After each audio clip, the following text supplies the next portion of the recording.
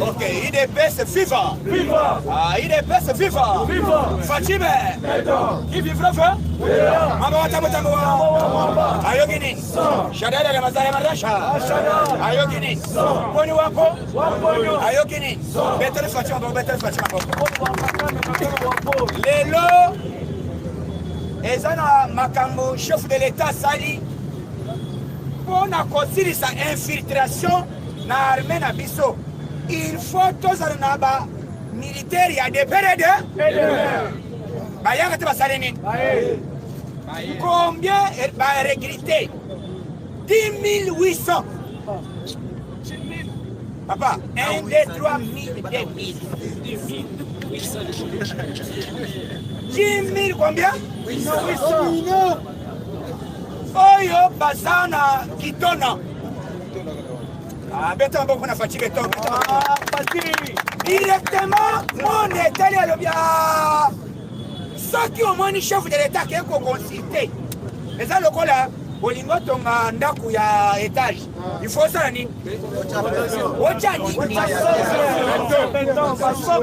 Avant il faut ça ba. Yango facha la kisi message ni. Avant de frapper bino boria. Ba militaire pe ba yembi nzembu ya ba combattant. Mobutu akufa Kabila kendao Fachi ndemoko Fachi be Facha s'équipe Facha changer système Ayambi ba militaire nani Commando Fachi beton One is a message Ya oyem secrétaire ya chicha Ya chicha saleni ni Et puis tozana ba dipe ya sika c'est ça Oye, il faut qu'on sécurise. Qui t'a ça, moi? Mobimba. Ah, béton, bon, on a fatigué. Tout le temps, ah, fatigué. Ah, béton. Bon, c'est vraiment les aucun. Ah, où est là? Il y a moi à la police. Bon, on a bis. On demande. Bah, bon, Rasika. Il y a moi, c'est que j'ai l'image. Ah, fatigué. Les lots. Bah, tu vas gagner cette année. Mais tu es où tu la fédération? Oh, ici. Et où tu es pas la fédération, il y en a ni. Ceux qui ont été. Facha, vous allez béton, tu me connais sur le sol. Accueilli na motuka. Facha, j'ai risqué. Comment ça traîne na motuka? Il y a un moment à volant. Pour le système, on est notamment dans tous les cas. C'est là, Tina Wapi.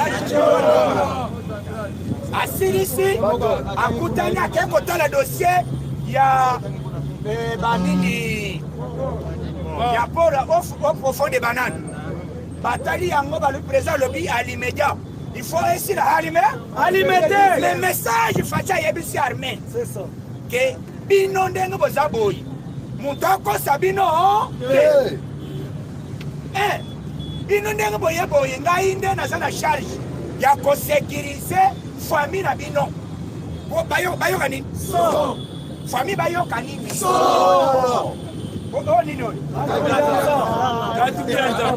facha yebisi ba nouveau écrit botu na kolia te mbala moko soda moko ali président kolena kolana koloba te tala ni papa social monene ya ngoyoyo alors lui naimo na ale sosomo sosomo na ba 10 000 mais mon soldat m'a dit à son par jour. Combien puisque pour rester dans l'Est, photos à la militaire, il y a Bisso, là-bas, il y a des périodes.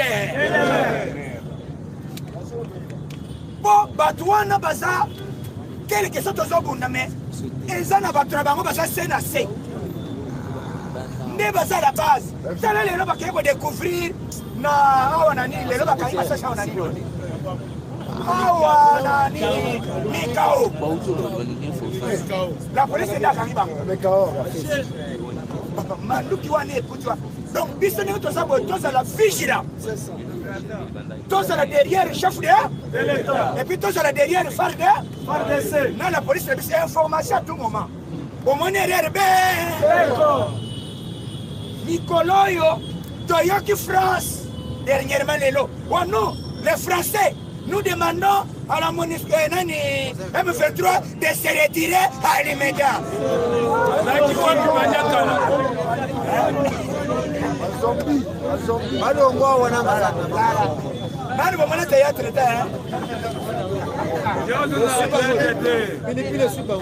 Bayabi que guerre est Syrie.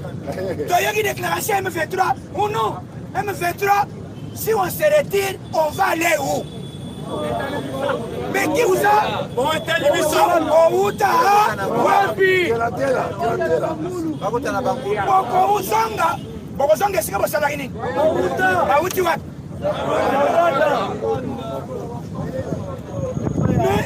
monsieur le maire, nous allons rentrer où? La scolaire, rentrée scolaire. Nicolas Bakussi Azali, chef de l'État, peut si instruction, na ministre de la Justice, à quel pays. Chef de M23 Zanan. Chef de M23 Zanan. Document na Cour pénale internationale. Et quand tu as raté Salini? Lettre à l'État des Araboui. Batrafana accusé de réception. Donc maman Rose Moutamoueto Ayena Bor a représenté accusé Yango. Donc balobi bien crime de guerre, crime contre l'humanité. Et là que Salamina Kishiché. Babomi, Congolais, eh bien, Nena Yoko États-Unis lobby, Outi, États-Unis a fait cagnotte, il y a 500 millions de dollars, 500 amouqués.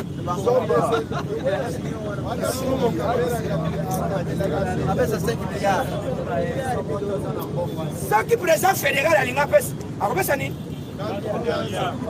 Bon, Union européenne. Vous êtes là, on est en train de tuer les gens.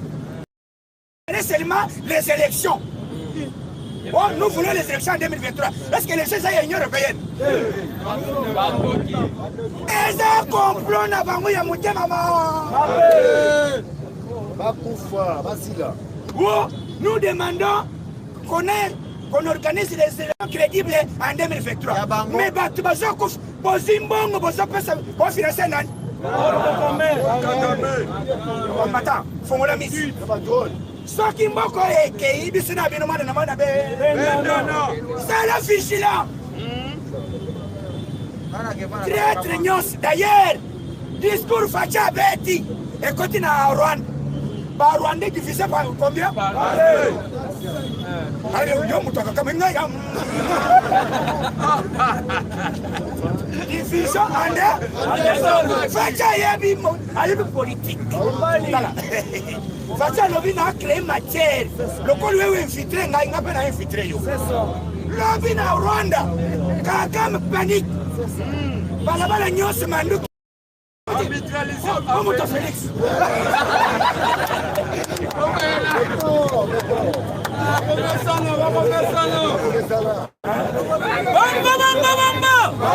Pourquoi? C'est la maoué. Il vient sur la prison. 2023 Fatime. Viva. Et communauté, Bato Félix. Oh yo là tu m'en donnes, Moto Félix. Mais Bozalana Bango. C'est ça la haute politique. Politique, il y a un niveau à Nîmes. Les lots Facha la kiss. Et puis, bah, recruter, oh, bah, ça, recruter. Bah, on va aussi s'attaquer avant bonne année. Voilà. C'est ça. Yo, Kabir. Avec un moment, ça tire. Yo, question, comment il a fait Kebilo? Ça qui va t'indiquer, na 10 000 wan, va t'indiquer 3 000. Voilà. 3 000 les ébats? Na 10 000. 10 800. RFS, Yoka Sikoy. Fatih vient de faire un rapport de fonds. Yoka Kamboza 10 000 watts. 6 000. Papa,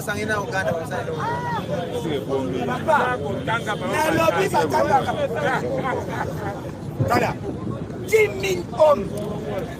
na baba mama ya basi ya oyo mama oyo azobo ya kamoli yo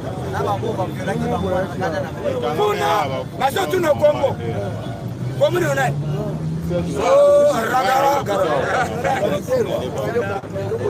Kareni kote na yebi ko bune yo zera obo nambala sima kote na beta kama sasa maka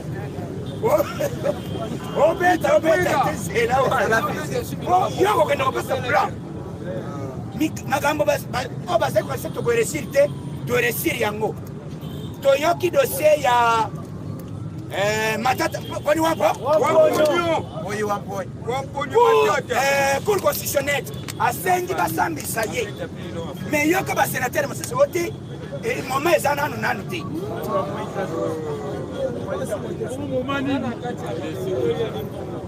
mais dossier ya mutu ya ndako ya biso po yeba ke fachi asakana te d'ailleurs gouverneur ya ville ya professeur Kinshasa a une notification ya IJA ya nini la garantie pesa explication na wenzi ya zando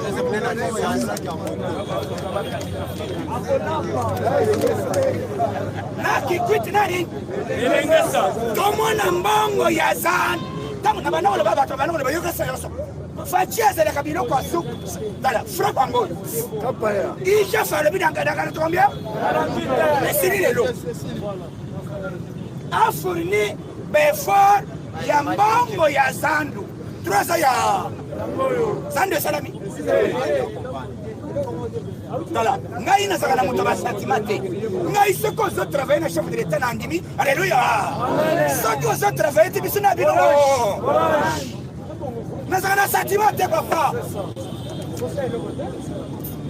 Tokoyeba nani oyo azo aider chef de l'état. Directement toyoki bandeko ya de monde mobimba. Boyokaki ndeko na biso ya Russie, ministre affaires étrangères à lobby, to sengi enquête moko international. C'est pays à Beren.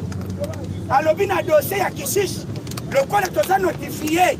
Nous allons faire l'enquête et puis toi vous allez impliquer, il sera arrêté d'une manière officielle.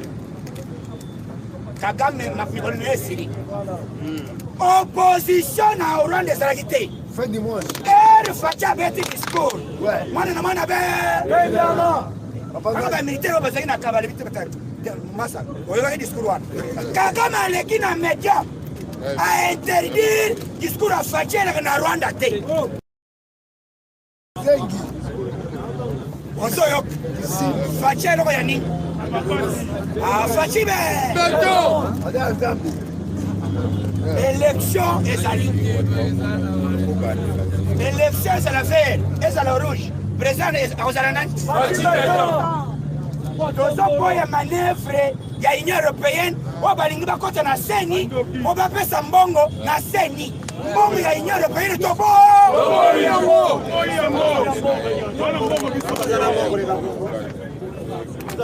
mbongo bato bakofi ya bino mbongo bolingi bopesa kaka mpona élection baza mite mama naza koencourage bientôt tokobanda baction ya marche inde nayoki nana batoni ministre nani ambassadeur ya France bote na ya Union européenne bote makambo oyo eza lokola ndaku ezotanga biso toyebi makambo ezosala makona te mais bozala kawa boza bahypocrite mikolo oyo mutu nyonso oyo azali kokalisaka Kongo eza ya pete Kongo ya Fachi beto eza ya likolo États-Unis kuna mwana na mwana bendana balobi soki tolâche kaka Fachi esili mochina récupéré ye lelo barekrite bayembi bien biso toza basatan combien satan de ezalaka boda nani ezalaka ya nani président fédéral ya IDPS bokodae mbala moko putina lobi bosilisa deja manduki ya bazotanga na nini te biloko ya sika nouveau modèle matière ya sika oyo ezobeta ebeti na kana bino nyonso ya bino ekangami les appareils sophistiqués c'est là bokomona bino bato bosakanaki les Kagame que vous voyez aujourd'hui vous ne les verrez jamais lelo na yoki M23 tondimi tolongwa wote bopesa biso nanu mabele tovanda nanu tosolo mabele bopesa bino ekozala te avant topesa bino mabele tolobi boyi bino bokomaki awa ndenge nini il faut d'abord bozonga wana sanction puisque bayebi deja États-Unis inga yeba deja que sauf ati azwi kaka guerre esili guerre na este na minute papa balobi bien ordre epesami na déclaration ya Nairobi ya boye oyo nyonso akondima kotika manduki kotika terrain akozama nini ezali baprésident nyonso pays nyonso oyo eye na Afrique de l'Est basakisima nini osilisi enveloppe yango oyo soki oboyi kolongwa mbala moko Uhuru Kenyatta alobi boye bino tokobondela bino te oyo nyonso akotikala kuna akoyoka momana nini uti tolingi tokota kaka na armée congolaise biso tolobi na armée na biso bokokota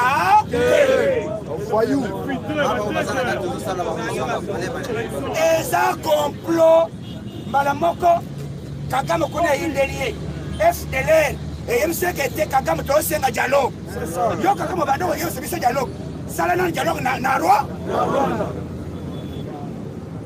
makambo ezali mokonzi aza concentré signor ya liboso moto azala makasi fo aza d'abord na armée na ye personnel fati ndenge tozali boye imperium eyaka te esaleli il faut oza na armée na yo na la police oyo eza na vision na yo tosili motema tosali nini voilà ozela mokonzi azongi bientôt le 13 discours ya décharge azobeta silisi sima motema tosala nini donc bomitungisa te élection ezali bose prépare na élection bamosusu bakomi kosenga me namoni bapimisi titre moko na Jeune Afrique balobi depuis guerre esalama na este na Kishishi bakandida soi-disant les candidats oyo balingi babimba chef de l'état ni baloba a ni o ni e ya liboso malufanga bayebi komone bacreye badésordre na niveau ya Katanga basali ke oyo bazobenga bakiongo banani badinafek badivisa bango basimi bamilisi baleti bango bateni po bakotela bato na Katanga bakataka machete eloko wana tozoyebisa ministre de l'intérieur kota moma yango na Katanga ya ça ne va pas il faut que sanctionner même ministre de l'intérieur ya provincial ya wo Katanga ata sanctionner alimenter voilà chef de l'état Zali mokonzi ya mboka azali ko travailler biso nyonso toza ko se préparer pour l'élection. Est-ce que l'élection gagne dans monsieur Azali Azate Fatimeto donc on va autotinda fire bamba mukwa salama we bibi nyonso na priser fire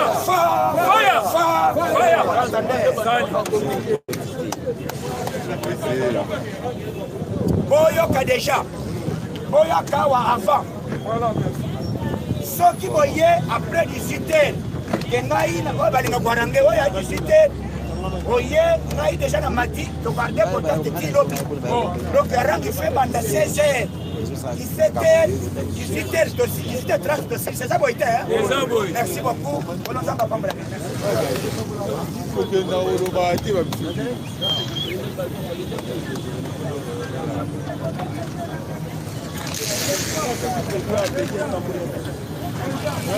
Kitona, les véhicules éclaireurs est déjà passé d'un moment à l'autre. Ça sera la Jeep à bord de laquelle se trouve le président de la République, commandant suprême des forces armées de la République démocratique du Congo, va arriver ici. Elle est déjà là. J'espère que Androgrois, Maxime va nous prendre ces belles images avec la complicité des autres. Voilà, la Jeep est là. C'est à bord de cette Jeep, très chers téléspectateurs, que se trouve le président de la République, Félix-Antoine Tshisekedi Tshilombo, qui vient d'arriver ici à ce centre de Kitona, qui a, même si la conception date de l'époque coloniale, mais ce centre a vu le jour en 1964 avec comme premier commandant le major Ikuku Mobuti. À l'époque, ça s'appelait le centre d'entraînement de Kitona, ce qui en cycle depuis créé vers les années 50. Donc, et puis ça a évolué, ça a formé beaucoup d'officiers, beaucoup de militaires. Voilà, le président qui est descendu de sa Jeep. Il salue chaleureusement le ministre de la Défense, le chef d'état-major des forces armées de la République démocratique du Congo, général Chiwewe, les commandants de la base militaire de Kitona, et puis tant d'autres officiers et qui ont fait le déplacement. Le président de la République a une qualité. Quand il est content, ça se sent au travers de son expression faciale. Regardez comment il est le président, même s'il a porté de Monière, c'est normal. Mais il est vraiment très content, très détendu. Et nous allons le remarquer au travers de son message tout à l'heure aux nouvelles recrues ici présentes au centre d'instruction de Kitona. Les salutations aux officiels, aux officiers supérieurs des forces armées de la République démocratique du Congo continuent, des officiers supérieurs, des généraux qui ont fait le déplacement de Kitona. Il n'y aura pas beaucoup de dispositifs, hein. Je vais dire que le déroulé de la cérémonie n'aura pas beaucoup de discours. Au total, il y en aura 3. Le général Lekenge, porte-parole des forces armées de la République démocratique du Congo, qui salue le président de la République, commandant suprême des forces armées de la République démocratique du Congo. Je disais que des discours, il n'y en aura pas tellement assez. Certainement un mot de bienvenue. Le commandant de la base militaire de Kitona va prendre la parole. Et le moment tant attendu sera bien sûr l'adresse du président de la République pour le réarmement moral de ces nouvelles recrues qui se comptent à des milliers ici. Il y en a au moins 10 250 nouvelles recrues. Parmi elles, il y a 200 femmes qui ont choisi de servir la nation sous le drapeau. Le président va recevoir tout à l'heure les honneurs militaires qui lui sont rendus par le colonel Jean-Pierre Madiba.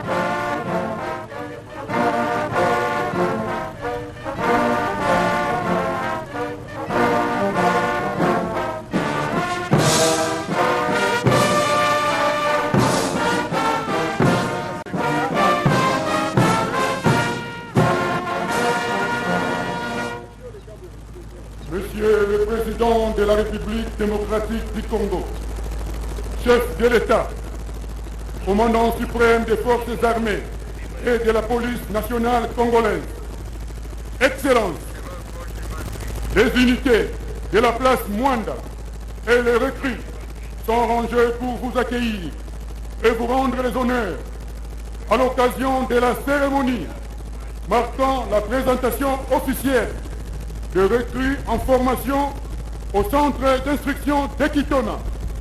Effectif normal, 10 200.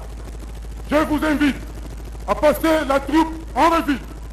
Les commandants de troupes, les capitaines des vaisseaux, diplômés d'état-major, Jean-Pierre Madiba. À vos ordres.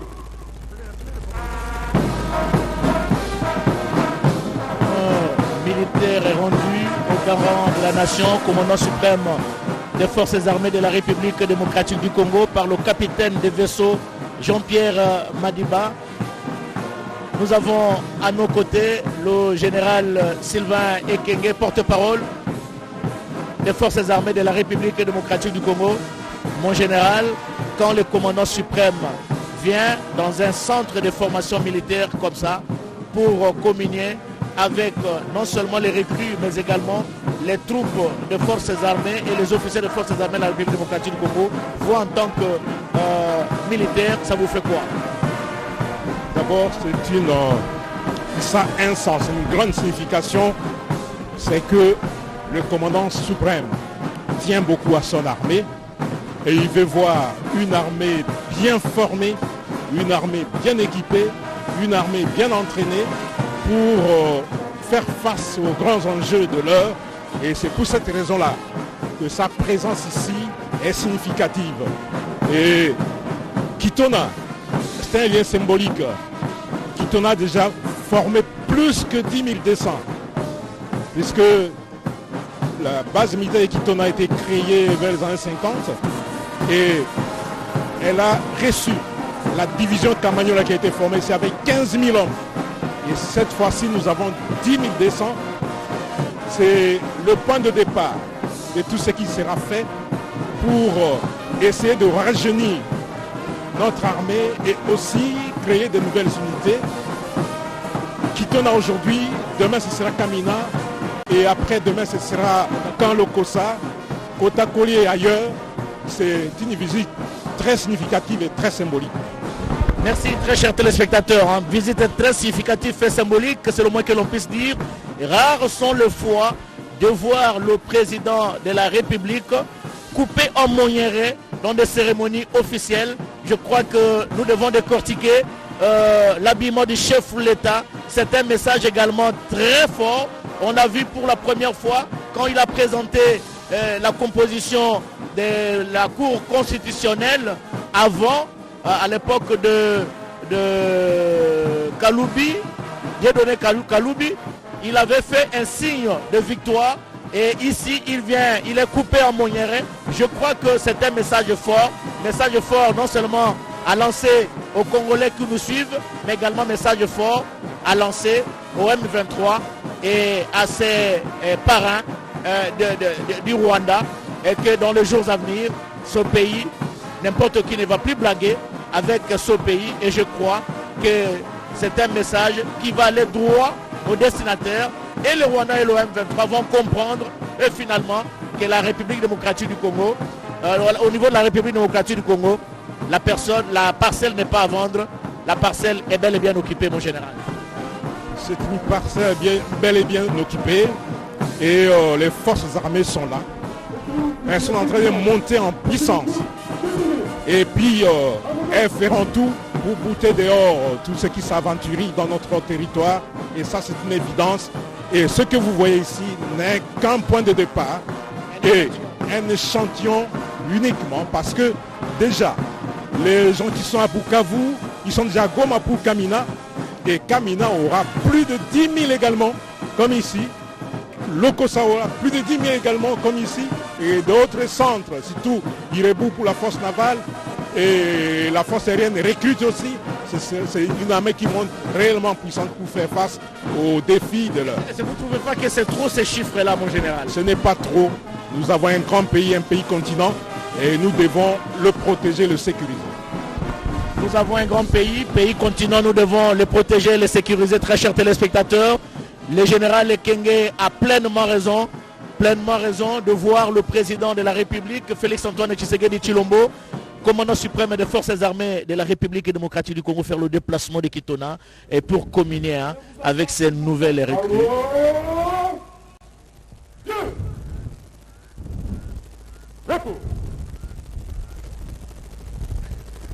Et de la cérémonie, très chers téléspectateurs. Gardez-vous.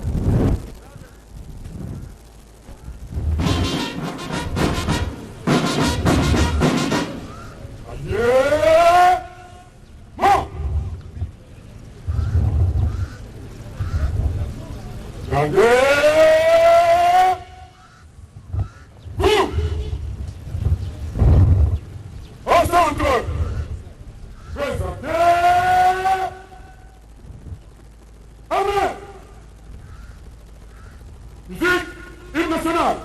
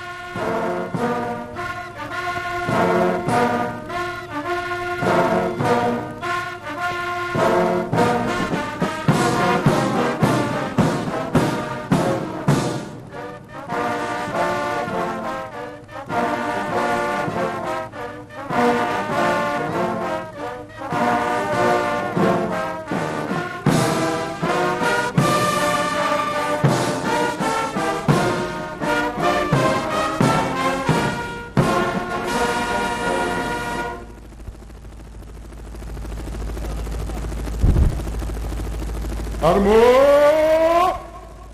Bien! Militaires des forces armées de la République démocratique du Congo, notre serment! Notre serment! Notre serment!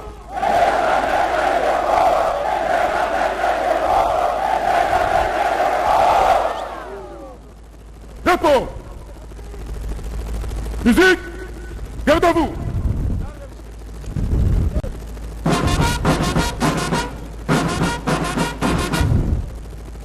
Aligné! Mort!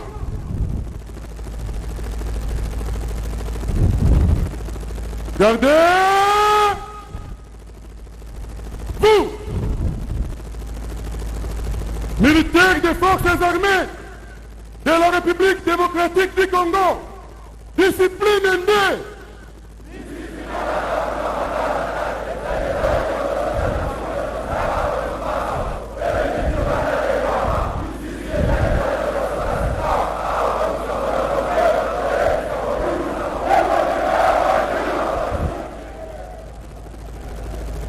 Repos!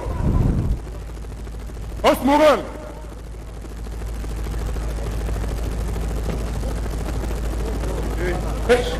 Semestres! Go!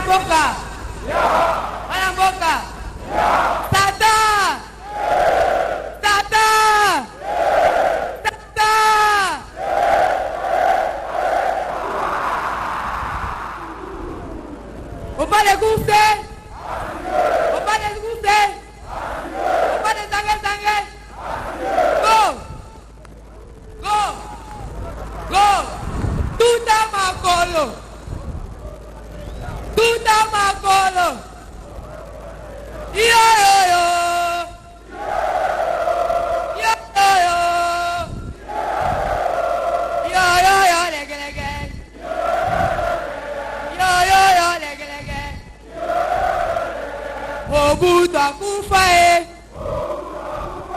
Kabila longwa Fati onde mokonzi Fati onde mokonzi Yo yo yo yo yo yo yo lege lege yo yo yo lege lege Mobutu akufa Kabila longwa Fati onde mokonzi Fati onde mokonzi Historia I know it Fati Pesa mando kiyo sinye mikanda toko tawanda Tobare bango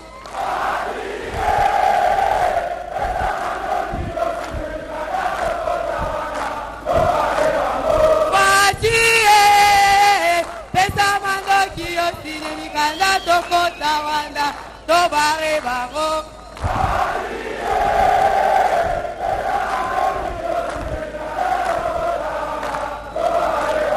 Toboine biso sesere fe Pesa mando kiyo sine mikanda toko tawanda tobare bango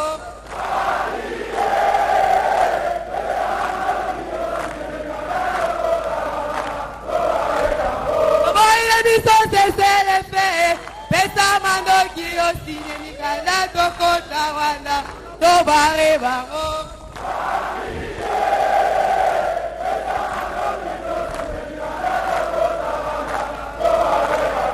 Generale Pesa mando ki Generale Pesa mando ki Biso na bango toyo kalakate Pesa mando ki Isona bango toyo kalakate pesa Generale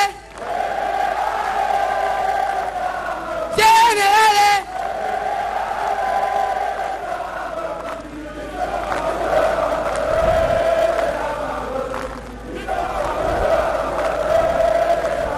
Generale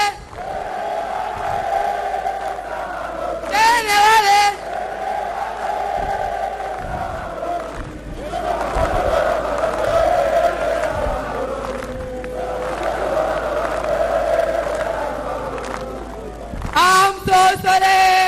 Yolele mama, I'm so sorry. Yolele mama, I'm so. I'm so sorry. Yolele mama, I'm so sorry. Yolele mama, I'm so.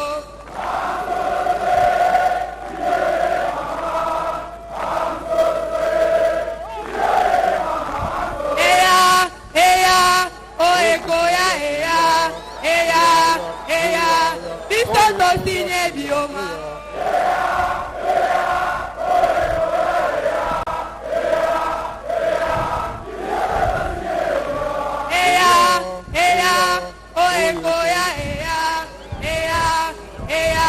Bisoto sinye bioma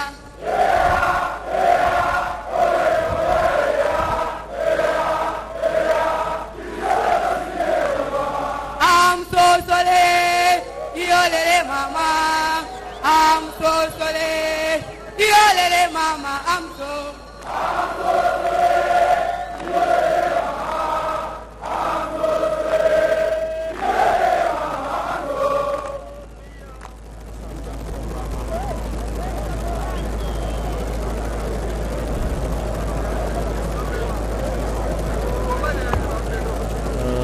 Entonné par cette nouvelle recrue. Tu es une femme, hein? Les téléspectateurs peut-être vont se tromper parce qu'elle a le couvreau, mais c'est une femme qui a entonné. Oui, il y a 10 200 recrues, dont 300 femmes, ici à Kitona. Et ce sont des messages qui sont très significatifs, des messages qui portent des valeurs militaires pour dire que ce pays nous appartient, nous n'avons que ce pays. Et Monsieur le Président de la République, chef de l'État, commandant suprême des forces armées, de la République démocratique du Congo, je sollicite l'autorisation suprême de votre autorité pour annoncer le programme de séjour. À vos ordres. La cérémonie, très chers téléspectateurs, avec Major qui vient de bénéficier de l'autorisation du commandant suprême des forces armées de la République démocratique du Congo. Et mon général, je voyais à l'attitude du président quand on entonnait ces chansons, on voit que c'est un chef des armées qui est en face de ses troupes et qui sont tous déterminés à en découdre avec l'ennemi, peu importe son nom, comme le Rwanda aujourd'hui. On l'a toujours dit, le Congo aux Congolais, et on ne laissera aucun centimètre de ce pays être occupé par ces vendeurs d'illusions, être occupé par ces gens qui Monsieur le Président de la République, chef de l'État, commandant suprême des forces armées de la République démocratique du Congo, voici comment s'articule le programme de la cérémonie marquant la présentation officielle des recrues du centre d'instruction de Kitona. 1. Mot d'accueil et de bienvenue du commandant de la base militaire de Kitona. 2.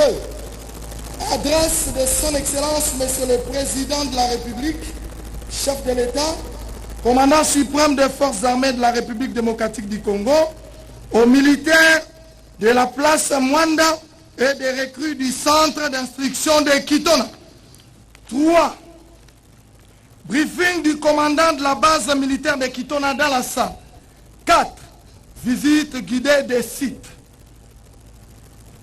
Excellence, Monsieur le Président de la République, chef de l'État, commandant suprême des forces armées de la République démocratique du Congo, toujours avec l'autorisation de la plus haute autorité, le protocole invite le commandant de la base militaire de Kitona pour son mot de bienvenue.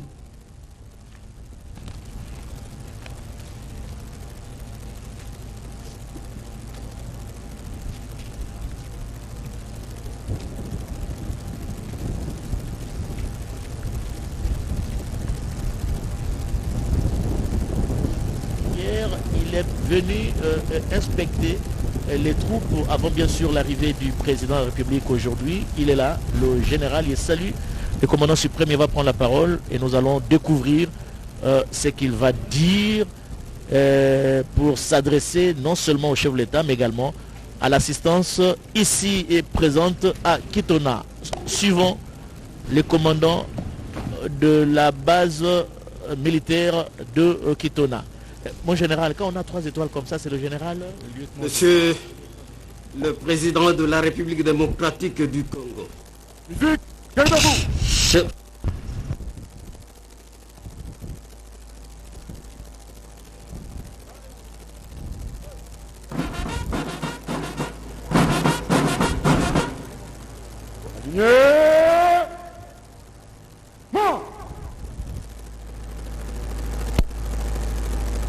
Gardez. Vous. Faites porter les armes. Au centre. Portez. Armée. Musique, ouvrez les mains. Musique. Ouvrez les mains.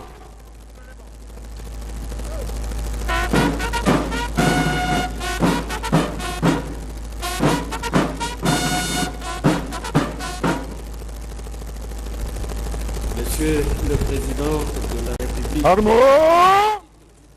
Bien. Chef de l'État. Repos. Commandant suprême des forces armées et de la police nationale congolaise. Avec l'expression de nos hommages les plus déférents. Excellence, à l'occasion de votre visite à la base militaire de Kitona, je m'en vais au nom de tous les militaires de la base militaire de Kitona et Place Mwanda, au nom de toutes les recrues présents à la parade, au nom de tous les dépendants des militaires de la base de Kitona et de la place Mwanda et au mieux propre, je souhaite à votre autorité suprême la bienvenue.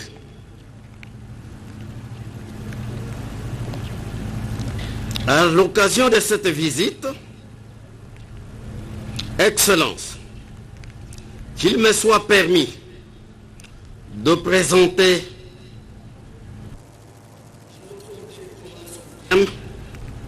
les recrues, officiellement les recrues, qui nous sont venus de toutes les provinces de la République démocratique du Congo en réponse à votre appel à la mobilisation pour l'enrôlement dans l'armée, afin de souscrire tous à la défense de l'intégrité du territoire national.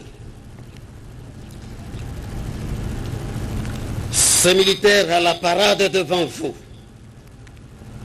nous avons les recrues, habillés, confondus en même tenue que tous les autres militaires, mais ils se distinguent par leur coiffure. Ils sont détenus.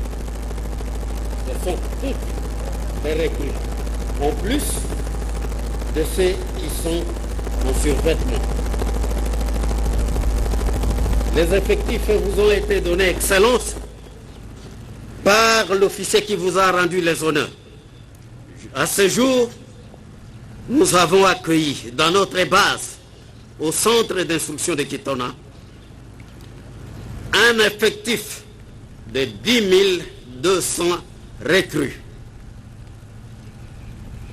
Ensuite, je profite de l'occasion, comme c'est pour la toute première fois pour votre autorité d'entrer dans notre base, de vous présenter aussi les militaires des unités de la base militaire de Kitona place Mwanda. Derrière moi, ils se distinguent par leur coiffure. Ce sont toutes les unités de la base et place Mwanda. Ils sont de l'aval, des forces aériennes et les unités de défense de la base de Kitona, ainsi que ceux des structures de différentes formations de stagiaires ici à la base. Qu'il me soit aussi permis, Excellence, de rappeler à votre autorité qu'à l'entrée, vous avez vu de merveilleuses femmes élégamment vêtues qui vous ont ovationné au passage, ainsi que les écoliers. Ce sont les dépendants de vos vaillants militaires de la base militaire de Kitona et place Mwanda. Excellence, Monsieur le Président de la République, chef de l'État, commandant suprême de nos forces armées et de la police nationale congolaise, tout en vous remerciant de nous avoir fait grâce par votre présence à la base militaire, sous mon commandement, Excellence, je dis soumission totale à votre autorité suprême et encore bienvenue parmi vous, parmi nous. Je vous remercie.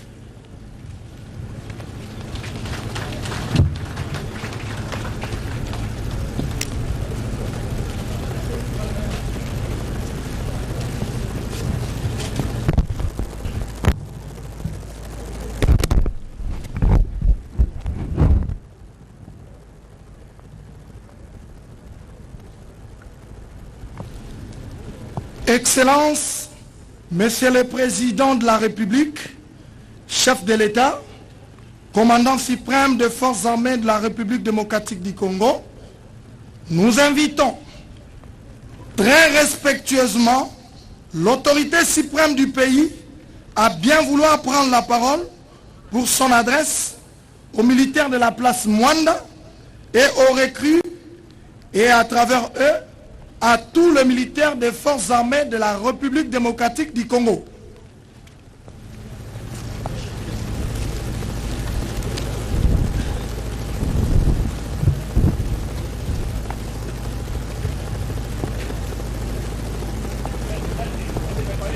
militaires des forces armées de la République démocratique du Congo, votre devise.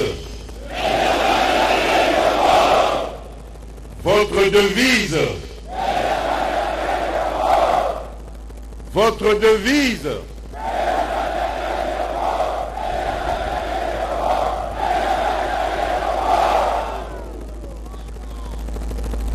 Voilà, Banamboka, na bandite devise wana ezali non seulement na mitu na bino, mais ezali pe na mitema na bino. Na ye lelo kotala bino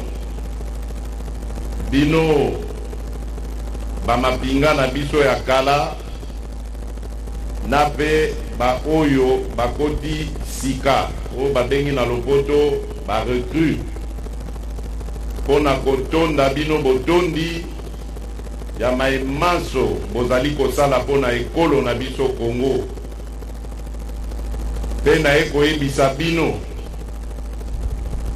ke mosala o bozali kosala ezali mosala ya motuya mingi. Esengeli biso bakonzi ya mboka tozala na attention makasi na maemanso matali mosala na bino pe mabota na bino po ete soki mabota na bino ezali malamu te mosala na bino ekoki kokende liboso te. Banda nakoma mokonzi ya mboka oyo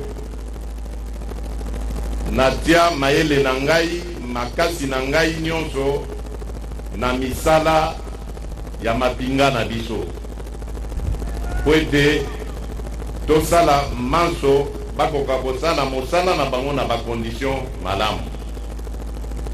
Na kosala bino bapromese mingi te, na préféré na bandaka kolakisa bino na ba acte bokomona bino moko ndenge mapinga na biso ekozwa valeur ekozongela valeur nango ya kala pe ekobanda kobangisa banguna nyonso oyo bakozala na makanisi ya koatake mboka na biso.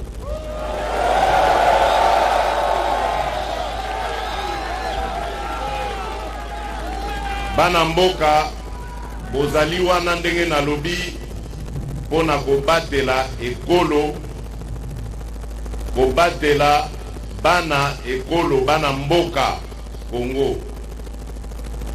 Basakani na Congo mingi bambula nyonso oyo. Nyonso wana po mapinga na biso ezalaki désorganisé, bazalaki kosala manso po moral ya bana mboka ya mapinga ezalaka toujours na se. Mais bomoni bino moko naza koloba siko na ba recrue d'après rapport nga na yoki bomoni changement banda boyambio bayambaki bino pe tango nyonso ya séjour na bino ya formation awa ba former bino na ba condition malamu ndenge bayebisi ngai menga moko nako suka kaka na wana te nakoluka na mona bayike kate na bino o bako confirmer nga makambo wana sima na yango na okendo sala visite pona kotala ba condition na ba condition nini bozali kofandela kolala kolia pe kosala mosala na bino. Nalingi boyeba te mokonzi na bino, commandant suprême na bino alalaka te sans que atia makanisi na ye esika bino bozali. Nazotia bino, nazotia makanisi wana na bino po ete nayebi ke mboka na biso ezali na banguna ebele. Mboka na biso banguna balingi kaka biso totikalaka sima, bango bayibaka basalaka manso oyo bakoki kosala oyo balingi kosala po ete bango bakobaka kaka, bango babongaka kaka, biso totikalaka nsima. Ngai nalingi lisusu makambo wana te. Bizaleli wana nalingi yango lisusu te. Lelo nazali koloba na bino, Congo ezali ya bakongolais d'abord. Congo ezali ya bapaya te. Poto sala eloko wana bato batosa yango esengeli mapinga na biso ezala na makasi. Comme ça monguna soka lingo ya kosakana na Congo akutani na libaku wana oyo ya mapinga na biso. Nde mosala ngai nasimbi kosala sikoyo. Makanisi na bino nyonso botinda yango na mosala. Oyo etali ba famille na bino. Oyo etali kolia na bino. Kolala na bino, kofanda, formation na bino, botikela yango ngai. Bino bozala nde na mosala na bino. Nazali kosepela makasi na komona te bana mboka na appelo na lansaki le 3 novembre batelemi na ba 26 provinces nyonso oya mboka na biso Congo balobi bakokufa pona ekolo. Nasepeli nango mingi esengeli pe ekolo ezongisela bino longonya. Yango wana nga mokonzi ya mboko nabi makambo na bino etali bengai sikoyo. Bapasi na bino ezali ya ngai sikoyo.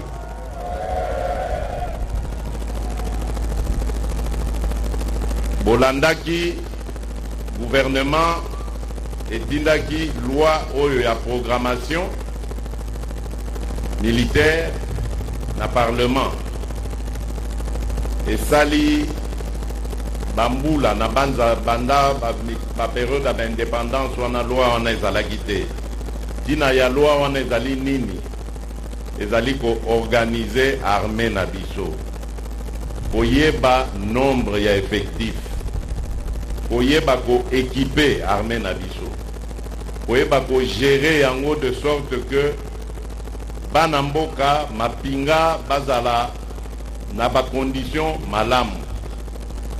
Yango wana loi wana eko permettre biso sikoyo to bandaka kotia mbongo o esengeli ko salisa bino na maimanso na lakisi bino wana.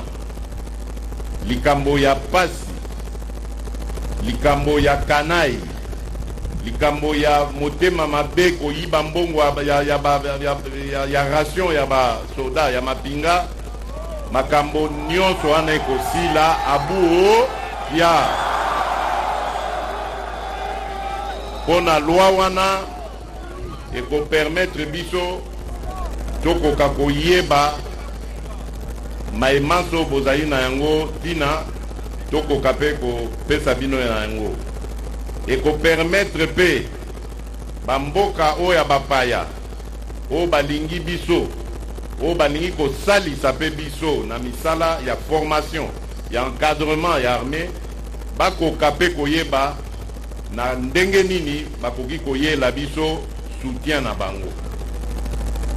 Donc bomoni que loi wana ça fait des décennies, plus de 30, 40, 50 ans ezalaka sous na mboko. Tozongisi yango poto la kisabino que priorité na biso ezali kozala malamu na bino. Ezali bolamu ya ba famille na bino.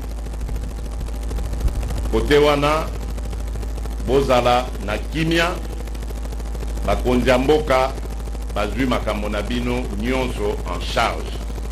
Ngana kosenga bino na mission na bino bisika nyonso oyo mission ekobengela bino ezala na front ezala na camp mosusu ezala kaka na patrouille partout au bokozala discipline ezanga te botala congolais lokola monguna te congolais oya civil botala ye lokola ndeko oyo azali na besoin ya protection na bino bisika nyonso bokozala soki boza na bitumba bokanisa Congo ekolo na bino bomipesa mobimba bozala na bobangi te bozala na koboya te kobanga kozala na bahésitation po biso tozali wana pona kopesa bino makasi pona kosunga mabota na bino de sorte que bino mosala na bino ekobaka kaka nasengi na bino bomipesa mobimba pona ekolo botrahir jamais ekolo na biso po Congo oyo ya biso ezali mboka kitoko mboka motuya bitumba nyonso bozali komona ezali zuwa bazali koyokela biso pona mboka na biso kitoko alors monguna akoya akokosa yo na maloba akokosa yo na mwa mbongo muke po otrahir mboka na yo nsima na yango ye oyo akozwa ekozala ebele mingi oyo akokabola meme mpa na yo donc bomipesa mpo na ekolo na biso todefendre mboka na biso todefendre bana mboka na biso Congo ekoka bongo kokende liboso nasuki se wana nkolo abatela bino apesa bino makasi bokoka kobundela ekolo na biso. Je vous remercie. Voilà, très chers téléspectateurs, un message on ne peut plus clair du président de la République, Félix Antoine Tshisekedi Tshilombo. Musique, gardez-vous.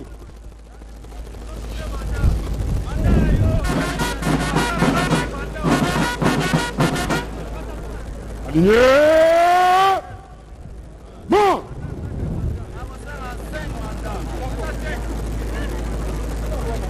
Gardez. Vous. Au centre. Présentez. Amen. Musique. Fermez le nom.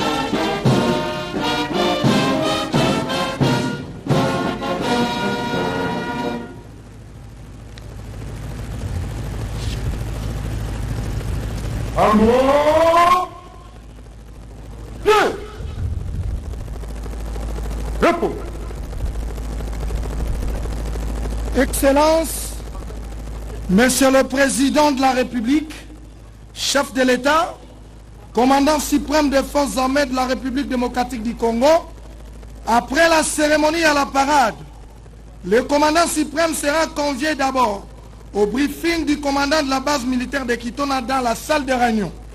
Ensuite, à la visite guidée des sites sous la conduite du protocole d'État. Une précision. Voici la liste de participants qui vont accompagner le chef de l'État dans la salle de réunion et à la visite guidée. Son Excellence, Monsieur le ministre de la Défense nationale et ancien combattant, plus un général de sa délégation.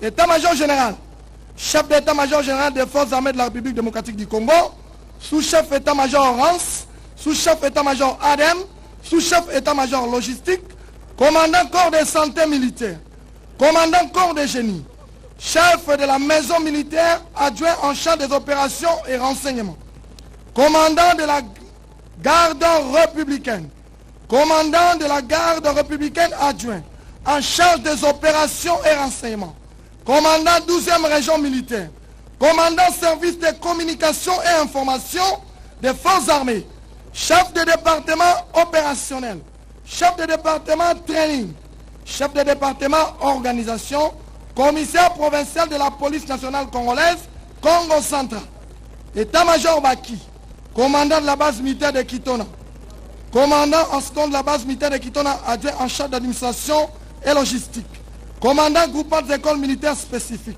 chef d'état-major du groupement des écoles militaires spécifiques, commandant groupement naval, général de brigade Lombe, commandant cours de base d'état-major, commandant école d'artillerie, commandant école d'infanterie, commandant école de santé militaire, commandant école de sous-officiers, commandant école navale d'application, commandant école MES-Trans, commandant centre d'instruction de Kitona, commandant base aérienne, commandant hôpital militaire de la première zone de défense de Kitona, commandant de la base navale de Banana, commandant SIAT urbain de Moine. Nous signalons à la presse, cette délégation à la Réunion ainsi qu'à la visite guidée sera sans médias. Milieu à vos ordres. Garde à vous.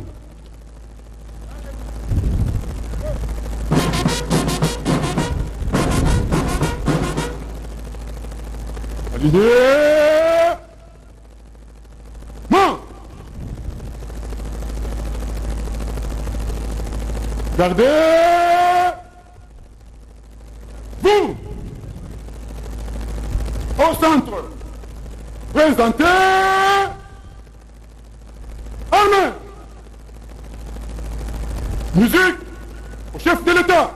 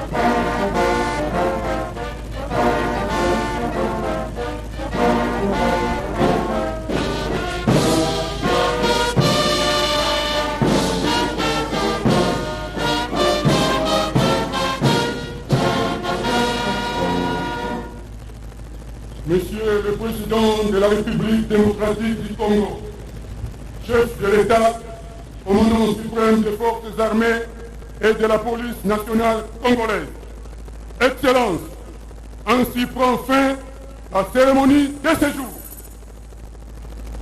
Plus en vos ordres. Voilà, très chers téléspectateurs, Félix-Antoine Tshisekedi Tshilombo, coupé en Moniéré lors des cérémonies officielles. C'est rare qu'il arrive au président de la République de porter les Moniéré pendant les cérémonies officielles. Les enjeux sont des tailles. Et aujourd'hui, les enjeux, c'est quoi? C'est cette agression dont est victime la République démocratique du Congo de la part du Rwanda. Et le message du président de la République et commandant suprême des forces armées de la République démocratique du Congo a été on ne peut plus clair. Il a appelé l'armée à la discipline. Il a dit à l'armée, aux nouvelles recrues, de se concentrer au travail, les problèmes sociaux et autres préoccupations au niveau de leur famille. L'État congolais va prendre en charge, qu'ils soient tous déterminés à sauvegarder l'intégrité du territoire national, même si le président n'a pas cité nommément le Rwanda. Mais en tout cas, aujourd'hui, les enjeux de taille dans notre pays, c'est bien. Et cette agression dont est victime la République démocratique du Congo de la part de l'armée rwandaise. Et je crois que sa visite ici au centre d'instruction de Kitona est un message fort adressé à tous ceux qui vont se donner le vilain plaisir